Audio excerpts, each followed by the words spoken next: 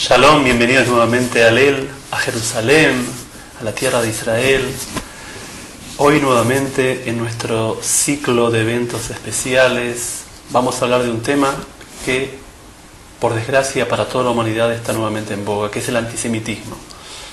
En Europa se habla de un resurgimiento del antisemitismo, pero debemos entender las raíces de este problema.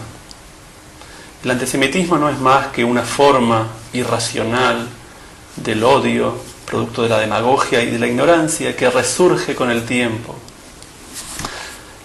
Ese mismo odio que en todas las épocas acosó a la humanidad y a diferentes grupos de la humanidad, no solo al pueblo judío, sino que cuando no es suficiente la educación, la cultura que le damos a los pueblos, entonces los gobernantes deben ocultar sus debilidades en la racionalidad.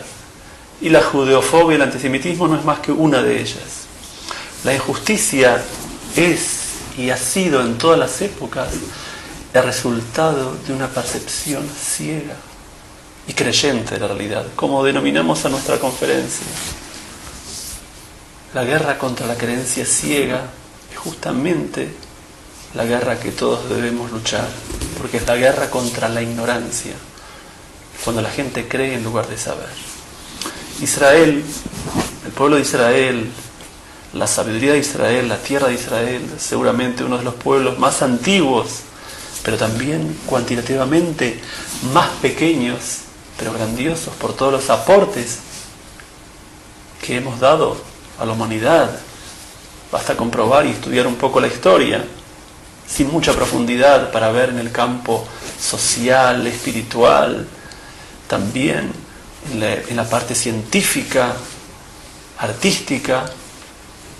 Pero el pueblo de Israel, como muchos otros pueblos, a lo largo de la historia, fue víctima de una de las mayores debilidades humanas, que es la creencia ciega.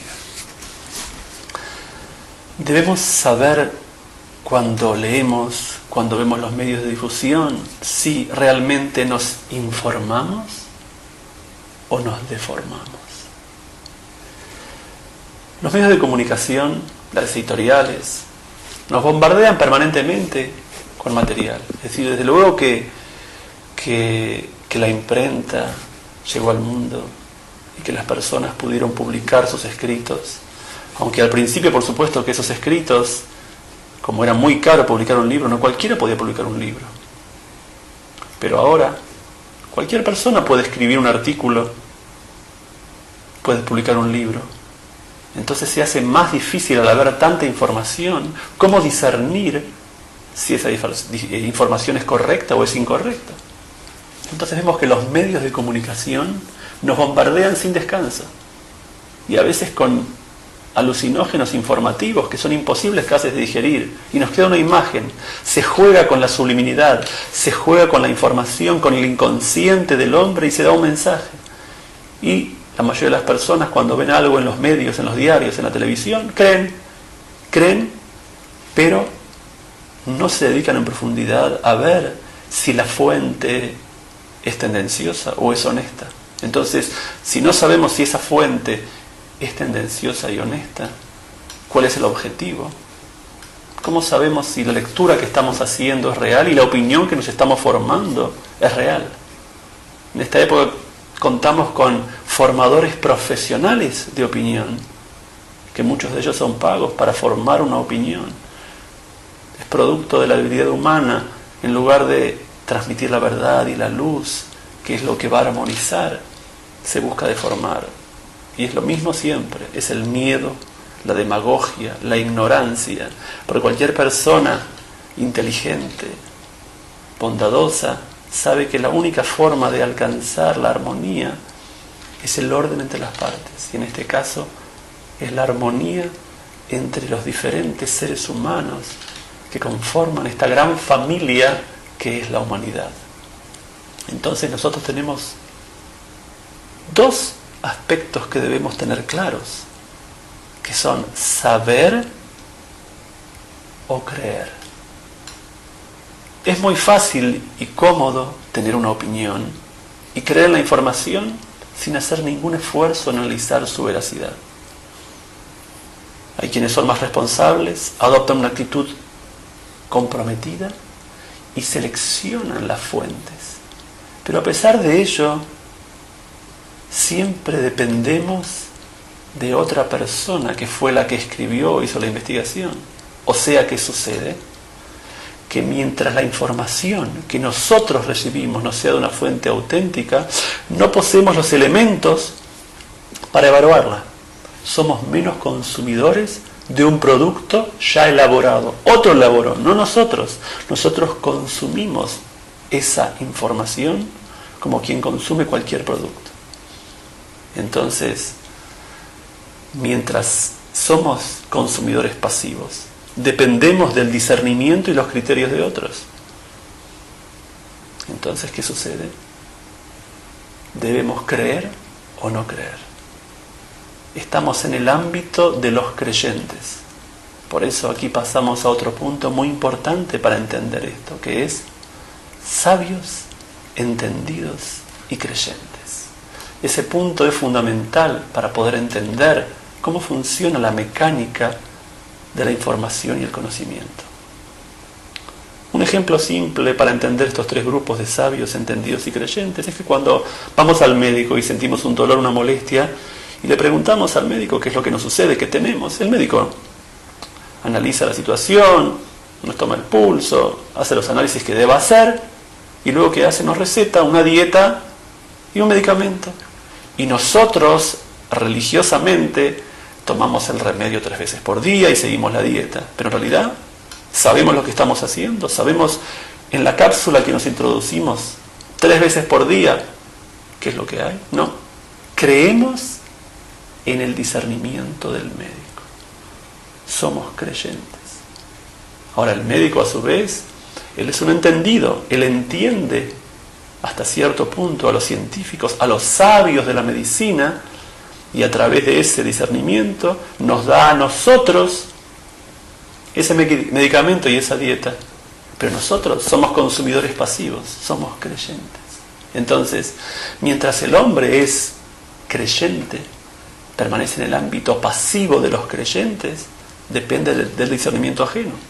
Depende de si cree o no cree, de si cree en una persona buena, mala, capaz, no capaz. Puede ser una persona muy buena y también equivocarse.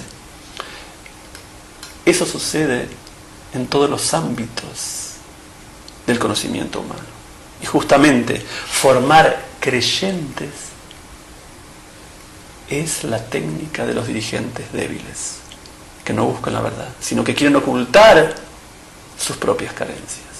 Y ese ha sido el problema que siempre sufrió la humanidad.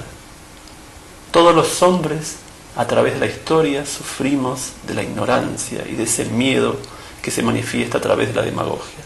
Y el antisemitismo no es más que una forma de eso, la judefobia no es más que una manifestación de ese fenómeno, del fenómeno de que el hombre se mantiene pasivo en el ámbito de los creyentes. Es por ello que recalcamos una vez más, como a través de todas nuestras clases y nuestros escritos, la educación, formar personas entendidas y sabios, es la garantía de un mundo mejor, es la garantía de la armonía. Por eso nuestra mayor inversión, ¿cuál es? Es la educación. Cuando educamos, ¿Y educamos cómo? Hay muchas formas de educar. Educamos hacia el altruismo, como siempre lo decimos. Es decir, educamos el deseo y la voluntad del hombre para que éste alcance su libertad. Y su libertad depende de su conocimiento objetivo, y no subjetivo que dependa de tendencias y de miedo, sino que el hombre debe liberarse. Y para eso la Torá de Israel, la civilización judía, nos ha legado los 10 postulados, nos ha dado un sistema y un modelo a través del cual el hombre puede alcanzar su libertad, puede alcanzar la realidad en forma objetiva. Es muy interesante porque dice que no solamente de pan vive el hombre, nos dice nuestra tradición. No solamente de pan vive de hombre. Y es interesante porque la palabra pan, lejem, tiene la misma raíz que milhamá, guerra. ¿Qué significa esto? Que es una lucha. No solamente de la lucha que el hombre tiene por sobrevivir, por alcanzar las cosas el hombre vive, sino que también el hombre vive de algo espiritual que no es percibido inmediatamente. Es como el labrador que trabaja la tierra.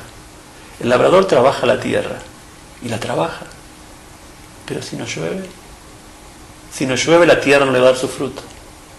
Pero si llueve y él no trabaja, tampoco la tierra le va a dar su fruto. Y ese es el secreto de la sabiduría de Israel. La sabiduría de Israel sabe que hay un orden y hay una armonía, que es el destino final de toda la creación del hombre, un destino luminoso. Por eso trabaja sin descanso, porque sabe que las lluvias siempre van a llegar. Y cuando la tierra está lista, va a dar su fruto. Entonces, la información llega permanentemente al hombre, pero el hombre debe discernirla, el hombre debe profundizar en ella, como la tierra, que la abonamos, la trabajamos, precisamos de sol, de agua, el hombre debe elaborarla, el hombre debe trabajar y luchar y pedir y exigir educación. Educación es el secreto de una humanidad en paz. Es el secreto para que no haya más odios raciales, para que no haya más judeofobia, para que el mundo pueda llegar a la armonía. Por eso esa raíz del lejem de pan, que es esa guerra, esa es la verdadera guerra, la guerra contra la ignorancia, la guerra contra la creencia ciega. Y eso, Bezrat Hashem, nos va a dar esa paz que todos ansiamos.